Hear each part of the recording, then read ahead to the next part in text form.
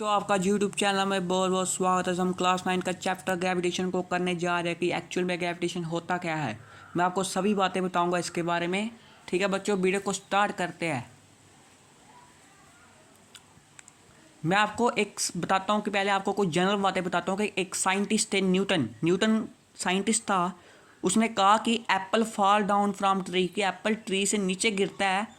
Because क्यों नीचे गिरता है एप्पल ट्री से? क्योंकि अर्थ एग्जर्ट करती है force of attraction. Force of attraction को हम ग्रेविटेशन फोर्स ऑफ अर्थ और ग्रेविटी ऑफ अर्थ बोलते हैं। ठीक है बच्चों, न्यूटन ने ये कहा था कि एप्पल तब ट्री से नीचे गिरता है। क्यों गिरता है? क्योंकि अर्थ फोर्स लगाती है, उस पर अट्रैक्शन लगाती है। फोर्स ऑफ अट्रैक्शन को ही हम ग्रेविटेशन फोर्स ऑफ अर्थ और ग्रेविटी ऑफ अर्थ बोलते हैं। आपको एक और एग्जांपल देता हूं कि rain fall down from sky to the earth due to gravitation force of earth और ग्रेविटी। कि रेन पड़ती है स्काई से नीचे, वो भी earth earth to earth due to gravitation force of earth. किसकी वजह से पड़ती है? Gravitation force of earth. और एक बात और है कि every object in the universe, की every object in universe, every object in universe attract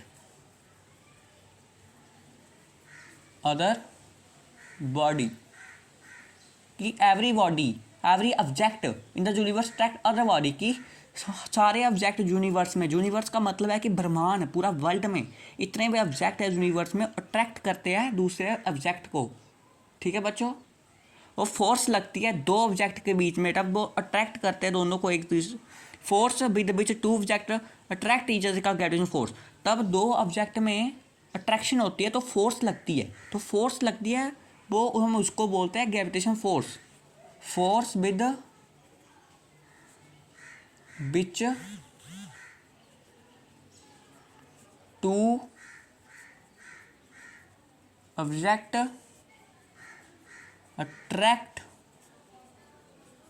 each other, उसको हम बोलते हैं ग्रेविटेशनल फोर्स। ग्रेविटेशनल फोर्स की फोर्स लगती है दो ऑब्जेक्ट पर। For force with two object tract each other, मतलब कि दो ऑब्जेक्ट है वो ट्रैक्ट करते हैं ईच अदर, तो फोर्स लगती है उन दोनों के बीच में, उसको हम ग्रेविटेशन फोर्स बोलते हैं। अभी हम बात करेंगे कि यूनिवर्सल लॉ ऑफ ग्रेविटेशन क्या है। Universal law of gravitation, universal law of gravitation actual में क्या है? यूनिवर्सल लॉ ऑफ ग्रेविटेशन कहता है कि जो यूनिवर्सल लॉ ऑफ ग्रेविटेशन किसने दिया था? न्यूटन ने दिया था। गिवन बाय न्यूटन, न्यूटन ने जो लॉ दिया था, और हम इसको न्यूटन लॉ ऑफ ग्रेविटेशन भी बोलते हैं। ठीक है बच्चों, और इसका लॉ का मतलब कि यूनिवर्सल लॉ ऑफ ग्रेविटेशन का क्या मतलब है, मतलब कि क्या कहना चाहता है ये लॉ? ये लॉ कहना चाहता है कि every body in the universe attract every other body with a force which is directly proportional to the product of their masses and inversely proportional to the square of the distance between them। कि every body मतलब कि every body, कोई भी body हो universe में, पूरे ब्रह्मांड में, अट्रैक्ट करती है दूसरी बॉडी को फोर्स के साथ। वो डायरेक्टली प्रोपोर्शनल होती है प्रोडक्ट ऑफ देयर मासेस और इन्वर्सली प्रोपोर्शनल होती है स्क्वायर ऑफ डिस्टेंस। मैं आपको लिख देता हूँ जहाँ पर every body in universe attract other body with a force which is directly proportional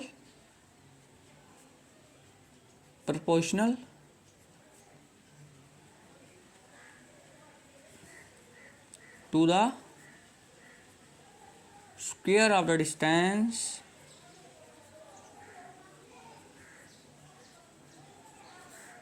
between,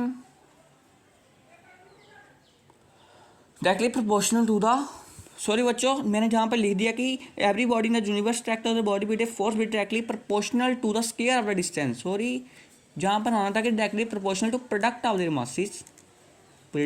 there masses and inversely proportional होता है square of the distance, and inversely proportional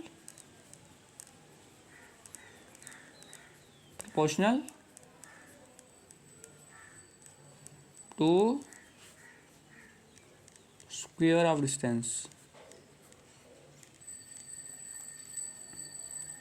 ठीक है बच्चों,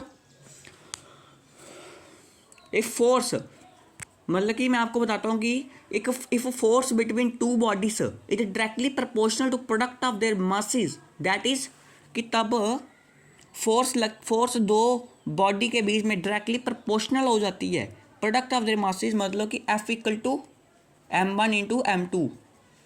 फोर्स है मास 1 मल्टीप्लाई मास 2, इसका मतलब है कि डायरेक्टली प्रोपोर्शनल हो जाती है, डायरेक्टली प्रोपोर्शनल। ठीक है बच्चों, और इन्वर्सली प्रोपोर्शनल बताता हूँ कि इन्वर्सली प्रोपोर्शनल को कैसे लिखा जाता है। इन्वर्सली प्रोपोर्शनल, इसको हम लिखते हैं एफ इन्वर्सली टू 1/r²। ठीक है बच्चों, इसका मतलब है, और मैं आपको फॉर्मूला बताता हूँ कि ग्रेविटेशनल फोर्स निकालने का फॉर्मूला क्या होता है। बल्कि कोई भी क्वेश्चन आ सकता है, आपमें एक पूछा जा सकता है कि ग्रेविटेशनल फोर्स निकालो दो ऑब्जेक्ट के बीच में कितनी है, तो फॉर्मूला क्या होता है। फॉर्मूला होता है F equal to Gm1 m2 y/r²। ये फॉर्मूला है इसका, F equal to Gm1 to m2 y/r²। ठीक है बच्चों, F equal to Gm1 m2 1r², जो ग्रेविटेशनल फोर्स निकालने का एक फॉर्मूला है। ठीक है, आप इससे ग्रेविटेशन फोर्स निकाल सकते हो। कोई भी आपको मास दिया हो अर्थ का, मान लो मास दिया है मून का, और आपको डिस्टेंस दिया है अर्थ और मून का, तो आपको पूछा जा सकता है कि इसमें फोर्स ऑफ अट्रैक्शन कितनी है, आपने जे फॉर्मूला लगाना है। ठीक है बच्चों, आज हम इस लेक्चर में आपने ग्रेविटेशन फोर्स के बारे में पढ़ा। अगले लेक्चर में हम आगे का पढ़ेंगे कि आगे क्या दिया, एक्सेलरेशन ड्यू टू ग्रेविटी पढ़ेंगे, कैपिलर लॉ ऑफ प्लैनेटरी मोशन भी पढ़ेंगे, और फ्री फॉल के बारे में अगले लेक्चर में हम पढ़ेंगे। ठीक है बच्चों, और वीडियो को लाइक और सब्सक्राइब एंड शेयर करना ना भूलें। ठीक है बच्चों, मैंने आपको अच्छे से समझा दिया। Thanks so much students.